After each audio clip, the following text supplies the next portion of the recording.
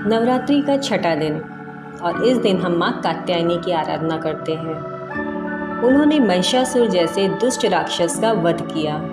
वो साहस और विजय की देवी हैं। माँ का छठा स्वरूप है माँ कात्यायनी।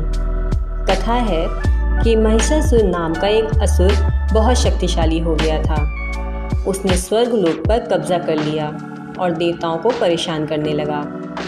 बहुत समय पहले की बात है। दानवों का राजा महिषासुर बहुत ही शक्तिशाली था। वो कभी भैंसे का रूप लेता तो कभी आदमी का। उसकी ताकत इतनी बढ़ गई थी कि देवता भी उससे डरने लगे थे। उसने स्वर्गलोक पर कब्जा कर लिया और सभी देवताओं को वहां से भगा दिया। बेचारे देवता दुखी होकर भगवान विष्णु, ब्रह्मा और शिव के पास पहुँचे और कहा, महिषासुर बहुत अत्याचारी है और वो हमें बहुत परेशान करता है। कृपया हमारी रक्षा करें। तब तीनों देवताओं ने अपनी दिव्य शक्तियों को मिलाकर एक अद्भुत देवी की रचना की और वो देवी थी माँ कात्यायनी। उनका जन्म ऋषि कात्यायन के घर हुआ था, इसलिए उनका नाम कात्यायनी पड़ा।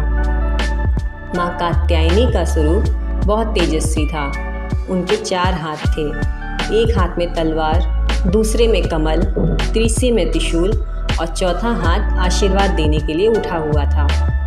वो सिंह पर सवार होकर युद्धभूमि में पहुंची। माँ और महिषासुर के बीच कई दिनों तक भीषण युद्ध हुआ। कभी महिषासुर भैंसे का रूप लेता, कभी इंसान का तो कभी हाथी का। लेकिन माँ कात्यायनी ने हर रूप में उसका सामना किया और अंत में उन्होंने अपने त्रिशूल से महिषासुर का वध कर दिया।